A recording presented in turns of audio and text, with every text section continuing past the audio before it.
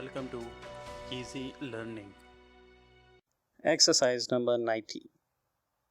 Quite early in man's attempt to penetrate into the great secrets of the earth, which when he tried to find its hidden treasures of gold and diamonds for the purposes of trade, he learned one important fact, namely that it grows hotter as you descend.